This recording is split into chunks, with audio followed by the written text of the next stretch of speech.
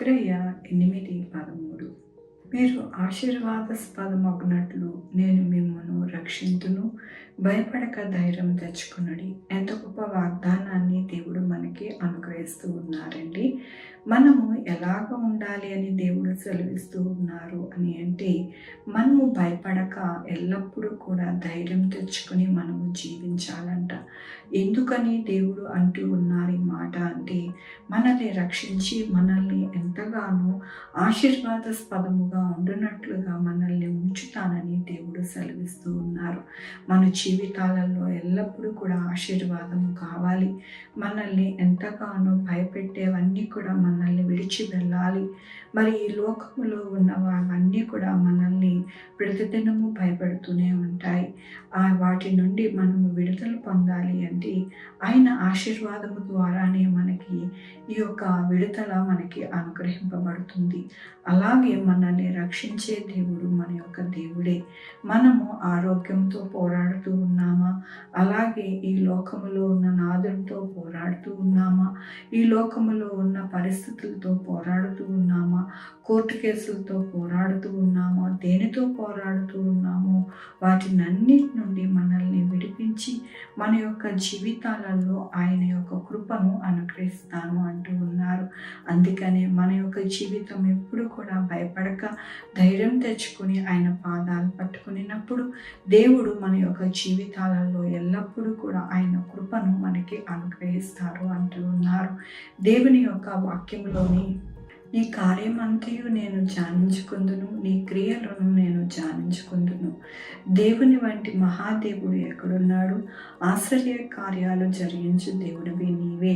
జనులలో నీ శక్తిని నీవు ప్రత్యక్షపరచుకొనిచున్నావు. అవునండి, మన జీవితాలలో మన కార్యములన్నిటినీ కూడా జరిగించే దేవుడు మన దేవుడు. కాబట్టినే ఆయన చేయు క్రియలన్నిటినీ కూడా మనము ధ్యానిస్తూ ఉన్నాము. ఆయన క్రియలను మనము ఎల్లప్పుడూ కూడా తలపోసుకుంటూ ఉన్నాము. ఆయన వంటి దేవుడు మనకి ఎక్కడున్నారు?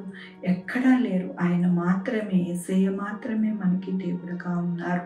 ఆయన ఎలాంటి దేవుడు అంటే మహాదేవుడు. ఆశ్చర్య కార్యాలు, అద్భుత కార్యాలు చేయు దేవుడు. మన యొక్క జీవితాలలో అద్భుత ఆశ్చర్య కార్యాలు చేసి మన జీవితాలు ఎల్లప్పుడూ కూడా ధైర్యముగా, సంతోషముగా, సమాధానముగా ఉంచే దేవుడు మాత్రమే యేసయ్య. కాబట్టి ఆ యేసయ్యని మనము ఎల్లప్పుడూ కూడా తలపోసుకుంటూ మనము ధ్యానించుకుంటూ ఆయన వాక్యాన్ని, ఆయన యొక్క కృపను మనము ఎల్లప్పుడూ కూడా మనము విడవక మనము మన యొక్క జీవితంలో అనుసరిస్తూ ఉంటే కనుక మనకి అపజయం అంటూ ఉండదు. ధైర్యముగా ఉండి మనము మన యొక్క జీవితాలలో ఎల్లప్పుడూ కూడా సంతోష సమాధానముగా ఉంటాము.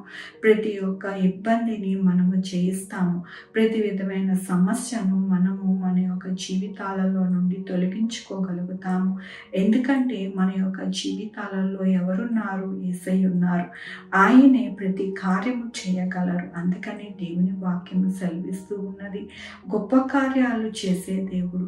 అలాంటి దేవుడు ఎక్కడున్నారు? ఎక్కడంటే మనతోనే ఉన్నారు. కాబట్టి అలాంటి దేవుణ్ణి మనము కలిగి ఉండి మనము చింతించకూడదు, బాధపడకూడదు. కాబట్టి మనము ఎల్లప్పుడూ కూడా ధైర్యం తెచ్చుకొని ఆయన వైపు చూస్తే గనక ఆయన మన జీవితాలలో ఎల్లప్పుడూ కూడా ఆయన కృపను అనుగ్రహించి మనకి తోడై ఉన్నారని ఈ దినమున వాగ్దానముతోనూ వాక్యముతోనూ మాట్లాడుతూ ఉన్నందుకు దేవునికి వందనాలు చెల్లిస్తూ ఉన్నాను. ఈ దినమున పుట్టినరోజు, పెళ్లి రోజు, అనేక శుభదినములు చేసుకుంటున్న వారందరికీ కూడా నిండారిగా శుభాకాంక్షలు తెలియజేస్తూ ఉన్నానండి. మీ జీవితంలో దేవుని యొక్క ఆశీర్వాదము, ఆయన బహుమానము, ఆయన దీవెన మీకు అనుగ్రహింపబడును కాక. ప్రార్థించుకుందామండి. యెహోవా దేవా, నా తండ్రి, నా ప్రభా, మీ కృపా కనికరాన్ని బట్టి నీకు వందనాలు, స్తుతులు, స్తోత్రం చెల్లించుకుంటున్నాను. అవును నాయన, మహాదేవుడు మీరు నా ప్రభా. మాకు అపజయం లేక జయమును మాకు అనుగ్రహించి ధైర్యమును మాకు ఇచ్చి నా ప్రభా మాతోనే ఉండి మీ హస్తము మమ్మల్ని విడవక నాయన నడిపిస్తుందని మరొకసారి మీరు సెలవిచ్చినందుకు మీకు వేలాది వందనాలు చెల్లిస్తూ ఉన్నాను. నాయన నా తండ్రి, దినమున పుట్టినరోజు, పెళ్లి రోజు, అనేక శుభదినములు చేసుకుని చేసుకుంటున్న వారందరినీ దీవించండి, ఆశీర్వదించండి ప్రభు. మా కొరకు ప్రార్థించమన్న వారిని వారి బిడ్డల భవిష్యత్తును, వారి ఆరోగ్యములు, వారి చేయి పనులు, వారి ఉద్యోగములు, వారి వ్యాపారములు అన్నిటికీ తోడై ఉండండి నా ప్రభు. నాయన sugar, BP, thyroid, heart problem, kidney problem, AIDS, cancer, నరాలహింత, పెరాలసిస్, గ్యాస్ట్రిక్ ట్రబుల్, ప్రతి విధమైన అనారోగ్యాన్ని తీసివేసి స్వస్థపరిచి యెహోవా నేను అన్నారు. మీ కృప చూపించండి యేసయ్యా నా తండ్రి. మరి కాంపిటేటివ్ ఎగ్జామ్స్కి ప్రిపేర్ అవుతున్న వారికి నాయన నా తండ్రి, ఎగ్జామ్స్కి ప్రిపేర్ అవుతున్న వారికి తోడై ఉండండి నా ప్రభు. హాస్పిటల్స్లో ఉన్న బిడ్డలు చక్కగా కోలుకోవడానికి సహాయం చేయండి నాయన. ఎవరికి జ్వరములు కానీ నాయన కాఫ్ నా తండ్రి అలాగే కోల్డ్ రాకుండా సహాయం చేయించండి. బిడ్డలను జ్ఞాపకం చేసుకొని, వృద్ధుల్ని జ్ఞాపకం చేసుకోండి నా ప్రభు. సహాయం చేయండి నాయన. సొంత ఇల్లు లేని వారికి సొంత ఇల్లు దయచేయండి నా ప్రభు.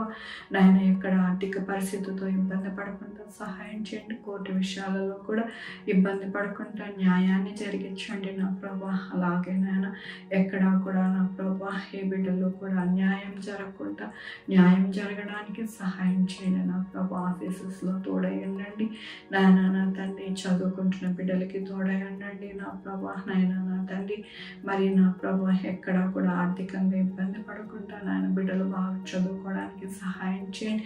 వీసాలు దయచేయండి నా ప్రభు. నాయన ఎక్కడా కూడా ఎటువంటి ఇబ్బంది కలగకుండా సహాయం చేయండి. విదేశాల్లో ఉన్న బిడ్డలు నాయన ఆర్థికంగా ఇబ్బంది పడకుండా సహాయం చేయండి. వారి జీవితాలకి తోడై ఉండండి నా ప్రభు.